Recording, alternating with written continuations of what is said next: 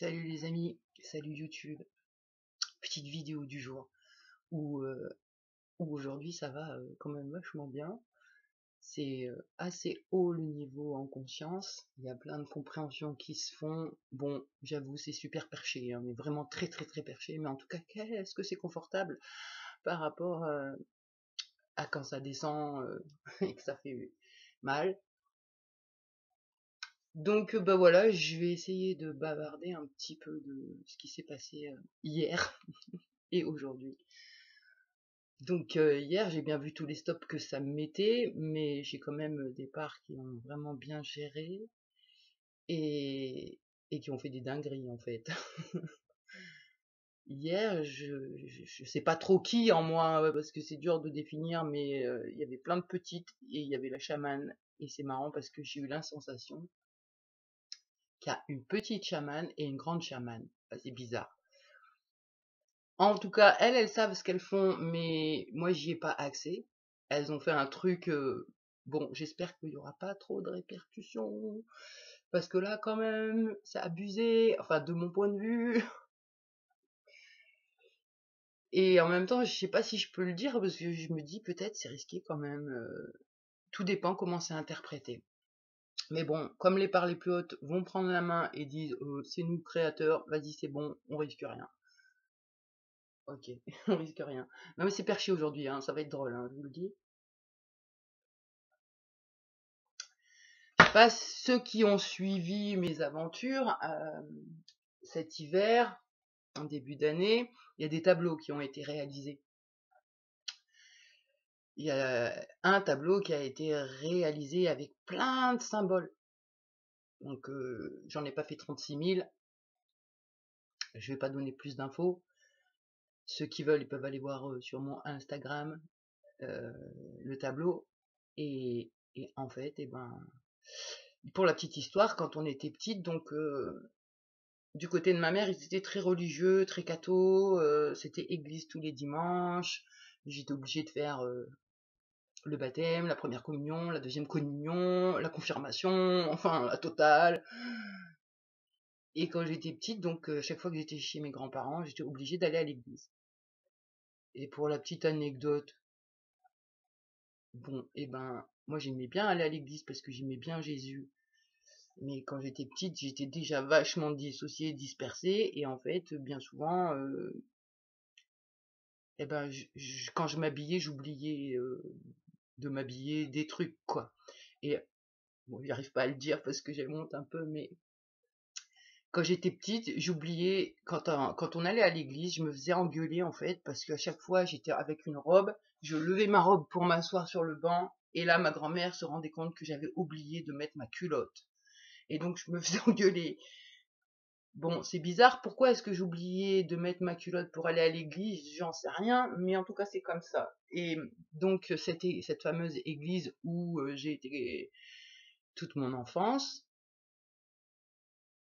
eh ben, j'y suis retournée. Enfin, les parts, donc, ont pris le tableau et sont partis parler à Jésus, dans la symbolique, hein. Et elles ont remis le tableau comme un message à Jésus. Et, et derrière ça, il y a énormément de symbolique que je vais même pas pouvoir dire et que je prendrai pas le risque de dire non plus. Mais en tout cas, hier, c'est allé dans cette église avec une assurance de dire, oh, le diable, Dieu là, venez voir, faut que je vous cause là. Venez, on va causer là. Et c'était énorme. C'était énorme. Voilà, c'est nul à raconter. C'est nul à raconter, mais en ressenti intérieur de ce que j'ai vécu, putain, c'était excellent. Comme si là, on a réglé un truc. Là, les entités, c'est bon. Là, vous nous lâchez les baskets. Et en même temps, plus ça va, plus on comprend les entités. Et plus on comprend le game. Et alors oui, ça peut être que des idées. Et en plus, si je m'arrête à croire à ces idées, je m'enferme, je me limite. Mais comment dire, c'est déjà une idée qui est super haute, donc qui est pas vraiment limitante et qui peut être encore dépassée, quoi. Je veux dire, faut jamais s'arrêter à quelque chose. Et là, dans l'idée, ça me montre vraiment le game, ça me montre vraiment que tout est son théâtre, que tous êtes mes acteurs. et je suis votre actrice et que tout est mon rêve et on a l'impression qu'il y a un autre et moi direct à première, je vais aller reprocher à mes proprios de m'arnaquer ou au médical de pas vouloir me soigner, etc. Mais ça, c'est quand je me prends pour le personnage. Et en vrai, quand je m'entends conscience, eh ben, je vois bien que mes croyances, elles se matérialisent. Et que c'est ma croyance qui détermine le game et pas les actions que je fais dans la matière. C'est comme quand on dort la nuit, en fait. Quand tu dors la nuit, t'es tout seul dans ton lit et tu rêves. Et dans ton rêve, il y a plein de gens. J'en parlais avec une amie ce matin. Moi, dans mon rêve de la nuit, j'ai déjà pris un coup de couteau dans la cuisse et ça m'a réveillée. Et franchement, je savais plus qui j'étais, où j'habitais, il était où la trace. Enfin, c'était assez troublant. Et au cours de ma vie, j'ai tellement fait des expériences troublantes et je pense que d'avoir vécu toutes ces tortures, d'avoir vécu plein de dissociations, je me suis rendu compte que le moi, il n'existe pas et que le moi peut changer. Enfin, j'en sais rien, je sais pas encore le verbaliser, mais ça avance mon truc, je crois. Et donc, j'en étais à quand tu dors la nuit. Il y a un autre, il peut te planter un coup de couteau, ou même, moi, ça m'est arrivé d'avoir des orgasmes en dormant, alors qu'il se passe rien. Tout est dans l'esprit. Et il y a des voiles d'oubli, c'est-à-dire que ce que je suis véritablement, c'est le côté conscient de moi et le côté inconscient. Mais le côté inconscient, il est inconscient, il n'est pas dans ma conscience. Moi, l'outil que j'ai là, il va capter plein d'infos, mais il est capable de me restituer à la conscience que tout petit par rapport à ce qu'il capte. Et du coup, là, je suis en train de m'égarer. Oh, mince. Ah. Le conscient, l'inconscient, ok. L'inconscient, c'est ce que le conscient, c'est ce que je sais de moi. L'inconscient de mon être, c'est tout ce que vous allez me montrer. Et du coup, si je veux me connaître véritablement au-delà du personnage, j'ai juste à observer. Et qu'est-ce que je vais me rendre compte de mes croyances? Et comme si j'étais un peu Dieu, en fait. Bon, j'aime pas dire ça et utiliser ces termes, c'est blasphème un peu, mais c'est pour pointer des idées, on va dire. Ok? Et en fait, la nuit, quand tu es tout seul dans ton lit et qu'il y a un rêve qui arrive, qu'est-ce qui va faire que tu rêves de ceci ou de cela? C'est les événements de ta journée qui vont essayer de se classer dans le subconscient à travers des rêves. Et je pense que la réalité qu'on vit, c'est un peu la même chose, mais c'est en lien avec nos croyances profondes. Et réellement, je pense, alors je sais pas si c'est que moi, mais je crois pas, on est tous multiples et ça se trouve dans l'inconscient. Consciemment, je sais que je suis quelle personne, que j'aime ça, que j'aime pas ça, ceci, cela, nanani, nanana. Et à chaque fois que je suis confrontée à l'extérieur, je vais pouvoir découvrir d'autres facettes de moi, donc des parts inconscientes. Et je vois là ces derniers jours, comment j'ai travaillé sur le système, sur le pouvoir, sur l'argent, sur ceux qui ont le pouvoir, sur le FM, sur les comportements de ces gens. Et j'ai tout trouvé dans moi. Et franchement, alors ouais, ça me fait pas rire de dire ça, quoi. Parce que je préférerais dire non, t'as vu, eux, c'est de leur faute, t'as vu leur comportement, c'est de la merde, putain. Non, ils sont juste là pour me montrer ce que je vois pas en moi. Et, et j'ai vraiment vu cette séparation que fait le bourgeois, je vais le nommer comme ça, le bourgeois qui a plein de thunes et qui a une très bonne intelligence, eh ben, il se sépare de ses frères qui ont moins d'intelligence et pas d'argent. Il y a une espèce de forme de rejet, mais ça vient de quoi? Ça vient de la peur. Et ça, je l'ai en moi. Dès que je rencontre des gens qui réfléchissent pas loin, moi je suis terrifiée et direct, j'aurais tendance à fonctionner comme ces bourgeois-là. Donc là, c'est intéressant, en fait. La vie, tu la prends de deux façons. C'est où tu la prends en tant que personnage, et là, t'es en danger permanent, il y a la guerre permanente, faut se défendre en permanence, il y a toujours un autre qui va te faire chier, et c'est épuisant. Ou alors, tu montes d'un cran et tu prends vraiment... Alors, c'est dur de prendre la responsabilité. Moi, ça a été loin hier soir dans l'analyse des tortures que j'ai vécues quand j'étais gosse. Et j'ai bien... Je sais pas c'est quelle part qui m'a montré ça, mais en tout cas, ça a essayé de me montrer d'une hauteur les dissociations que j'avais vécues, les multiples personnages que j'ai été pour faire face à ce que l'autre me demandait, et même à un moment, j'ai été l'autre. J'ai été le pervers, et franchement, c'est pas explicable. J'arrive pas à mettre des mots, mais ça peut encore arriver que je peux, si je laisse mes pensées aller et que je commence à imaginer des tortures sur un enfant, au premier abord, ça va me...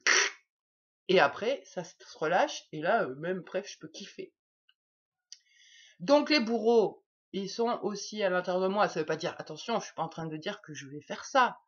C'est la croyance qui se matérialise et qui prend forme. Donc du coup, je pense, c'est vachement prétentieux de dire ça, mais que je peux, si j'agis en moi, j'agis forcément sur mon extérieur. Je vais me faire enfermer, hein, avec une vidéo comme ça, non? En tout cas, moi, ça me plaît.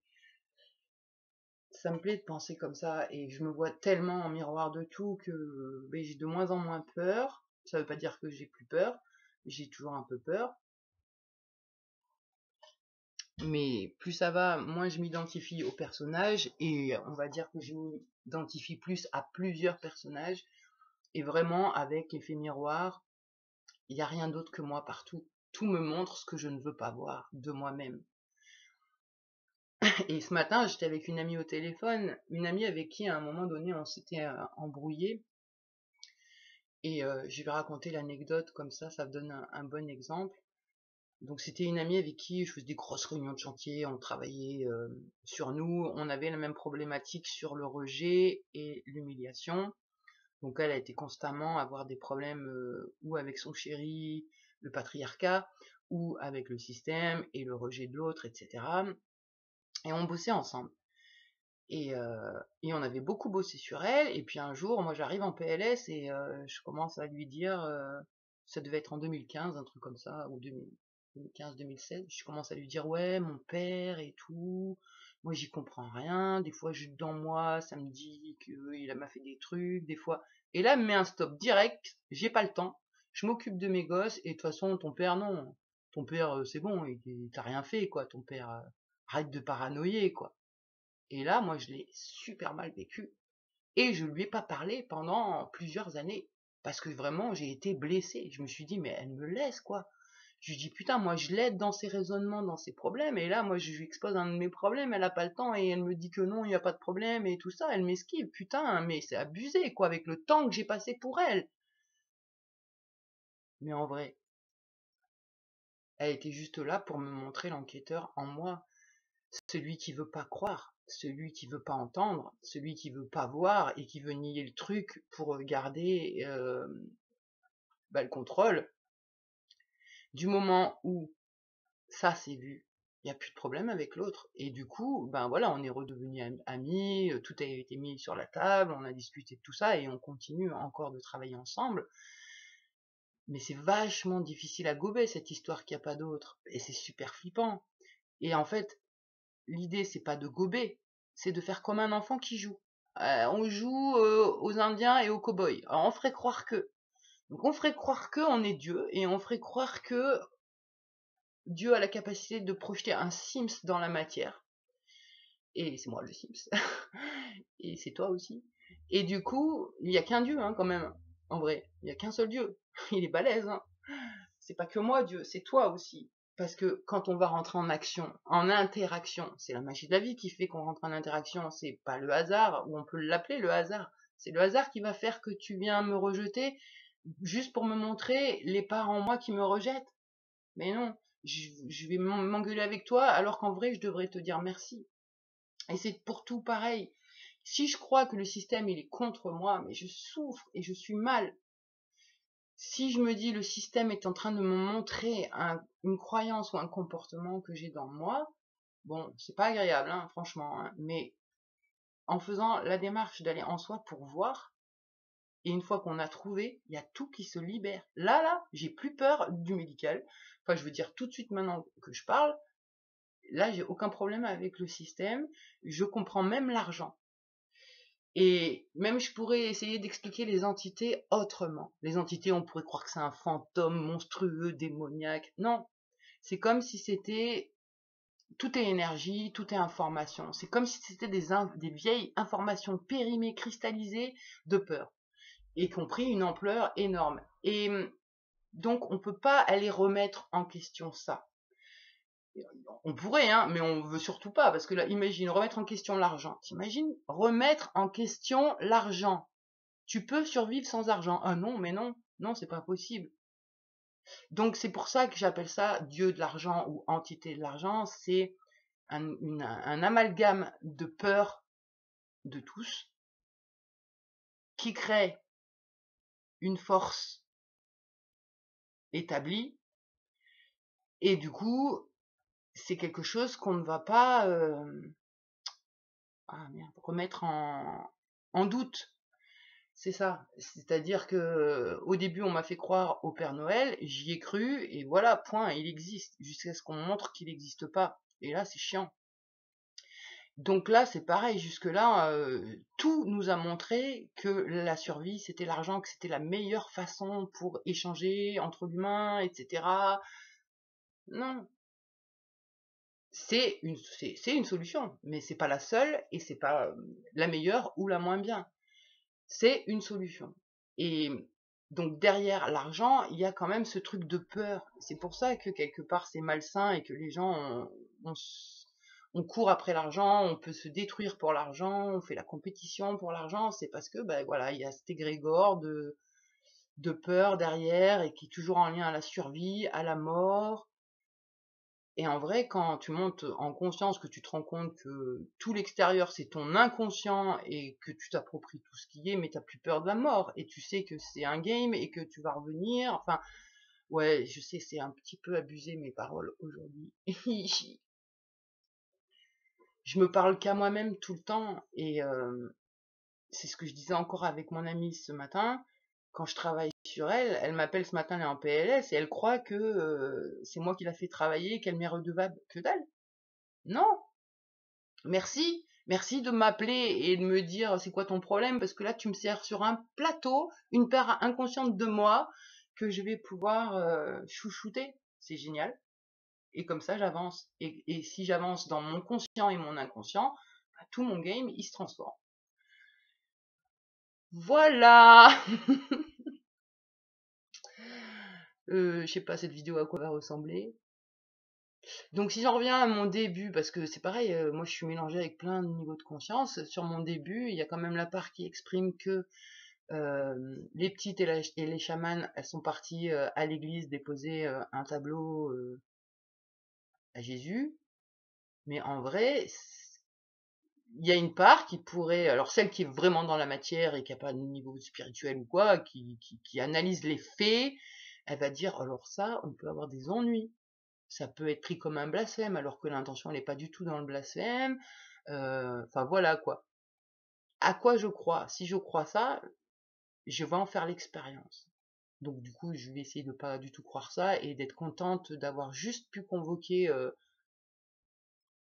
le diable et Dieu, et en fait, c'est encore des symboliques que je peux trouver dans moi, pour faire la paix et dire, on ne soigne pas le mal par le mal. C'était ça le message. Bon, et ben là, je sais pas si je vais réussir à me suivre sur cette histoire. Mais en tout cas, voilà, je suis contente, ça prend super forme, je me sens bien, et puis j'ai des idées qui naissent, et mon camp de chaman, je pense que... Enfin, pas mon camp de chaman, mon camp de ressourcement, enfin, ça prend forme, j'ai de nouvelles idées qui sont arrivées, et je pense que là, cet après-midi, je vais essayer de mettre en place des choses, et puis ben, je vous raconte ça dans une prochaine vidéo. En attendant, du coup, moi je suis addict aux réunions de chantier parce que j'ai très envie de me connaître. Et donc bah, si tu as envie, tu peux me trouver sur Instagram, m'envoyer un petit message privé en me disant bah voilà, j'ai envie de parler d'un truc, j'ai envie qu'on se fasse une réunion de chantier sur tel sujet, et action, et, on décortique et on avance, et c'est ça, si la croyance se matérialise, c'est hyper important de défaire les croyances, seul ou à plusieurs. Bon, allez, j'arrête. Bonne journée, tout le monde. Bon dimanche. Et plus.